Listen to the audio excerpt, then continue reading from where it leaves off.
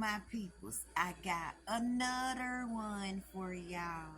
Okay, y'all see, I had left y'all the little video about my yogurt, right, y'all? I've been tearing that yogurt up, ooh, and the silver spoons. Now, that's me being in the vortex when you know things are matching up, when you got that high vibration, you giving off frequency, you're being what you want, you're feeling how you want to feel, you're feeling good, right? While all that good stuff happened to me. So while I'm in the vortex, I'm in the spirit, because the vortex is where your things are, it's where the thoughts come from. So when you think about something, it get a vibration, so it's already done. That's why you can't say it's not done, because everything you ask for is a thought first. So time you think it, that's it. So you create it in the vibrational world, and you run into your past loved ones, but it depends. It's not, you can't see them how they were. And this is my godmother, y'all. I want to introduce y'all to my godmother. She's no longer physical, she's non-physical, but she been hanging out with me today, and I want to show you how you can connect with your passed on loved ones.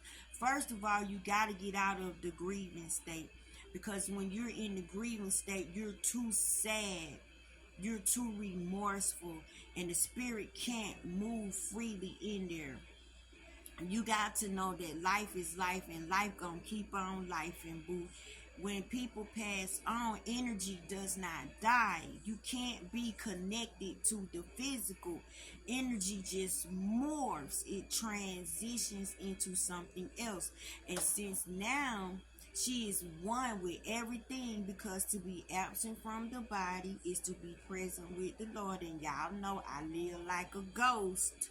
So I'm in the body, but in my mind, I'm absent from the body, and I'm present with the Lord. So I understand that the flesh needs certain things and the spirit needs certain things. So while I was making my little video about all the good food and stuff that I had got, you know, that good feeling, it still had me in the vortex. I was not out of the vortex. I was still vibing good vibrations. So I began to think about her. Her name is Joan Wilkerson. She's my godmother, and she was a pastor. She had her own church, and this is the lady that I talk about. When I first got my heart, I went to go live with her, and she took care of me while I got my heart. I could not go home. I had to be in a very sterile environment. And this lady had OCD to the max. You hear me? OCD so bad, if she cook grits, she'll sit there with water in her grits, and she'll pick every little black speck out of her grits before she cook them right. She was real meticulous. She liked the things a certain way. And when I first got my heart, I had a craving for paydays, right? You get some of the persons, you get some of the donor ways, you get some of their taste, you get some of their visions, you got their energy, and I have another person's heart. So when I first got my heart, she would get on me because I had a craving for paydays. Now at the time, I did not like sweets. I could not stand sweets. They didn't even let me make the Kool-Aid, because they said my Kool-Aid was bitter, because sugar used to granulate in my mouth, and it's like I can chew the sugar. Like my tongue would break down sugar, and I could literally chew the sugar in anything that was sweet. So I did not like sweets. But I had a craving for paydays. It got so bad, y'all. I start sneaking the paydays, and it had to be a king size payday. So she started finding out that I was eating paydays like non-stop. I could not, when I tell y'all, it was obsessive. she began to fuss at me and tell me I couldn't have no more paydays. So I would take the freaking paydays and hide them up under my pillowcases. I would hide them in the cover. I would do everything I can. Every time I hid my dang on paydays, she would find my paydays and come in there and fuss at me with these big old paydays. Said, you cannot be eating this sugar. This is not good for you. This ain't healthy. So I talked somebody into bringing me some paydays right behind her back, and they brought me 3 king size paydays. I hid them things in the closet, in the jacket when she was not around. And when next thing I know, I'm asleep, I wake up, she standing over me with the 3 paydays. I asked her, do you got a camera in this room? She started laughing. She said, what is wrong with you? She said, you like a little miser with these paydays. She said, where did you get a little short, fat, greedy lady heart? I don't know, right? So while I'm sitting here thinking about the paydays, I'm missing her, right? But y'all, she was actually thinking about me, and this is how you run into your loved ones in the spirit realm. See, don't look for them the way they was. I can't look for her to look like this beautiful picture. She's energy, so she's going to be something that me and her had some type of reaction to. Something made a blueprint. Something stood out in our relationship, and them got done paydays was one of them, right? So I'm sitting here, got the taste for paydays, y'all. After I done ate the La Fermier yogurt, right? Tell me why my daughter walked in the door. She done went to the store and she thought about me. And she said, here, mama, I seen these paydays and I figured you wanted one. My daughter brought me a payday, y'all. Look.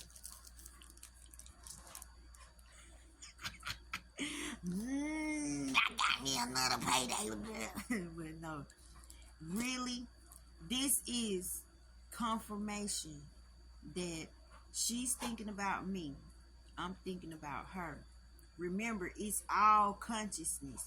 Both of us love my daughter, Javasia, right? And Javasia is so gifted. That girl can finish my sentences. She can tell me what stuff at when I don't know where it's at. She can tell me stuff about myself. Like she got that foreknowledge thing. She could come and know what you've been talking about and ain't even been in the room, right? So this was her talking to my daughter saying, get your mama a payday. Get your mama a payday. She said it just something kept saying, you wanted a payday, get you a payday. And y'all, I'm sitting in here thinking about her butt and how she kept finding all them paydays. And then I was like, God, I do want a payday, but I want another type of payday too. I'm in here talking inside myself. And then baby girl walk up to me and give me this. You see? Confirmation. See, you don't look for them the way that they were. You look for them in your memories. You look for them in your reactions that you had with them, because somehow they'll repeat themselves, or something will come by that's similar, something to remind you of them. So usually when you're thinking about a person that has passed on, that person is also thinking about you. But it's lovely when you got a middleman, which is my daughter with her clairvoyant self, in there hearing your mother wants a payday, get your mama a payday. And she said she looked all over the store and she could not find them. And she kept looking until she found. She said she had to get me a payday. You see how strong that was? Now, I'm sitting here thinking about her beautiful self. She thinking about me. I'm thinking about the payday. We're thought, y'all. That's all. Thought connecting with thought. And I bet she's sitting up there laughing. And she said, here, girl, here go you a dang on payday. You ain't got to sneak it. Here, just eat it. I love you, mama, and I miss you. This is Joan Wilkerson, my godmother. I think she's so pretty, y'all. See you.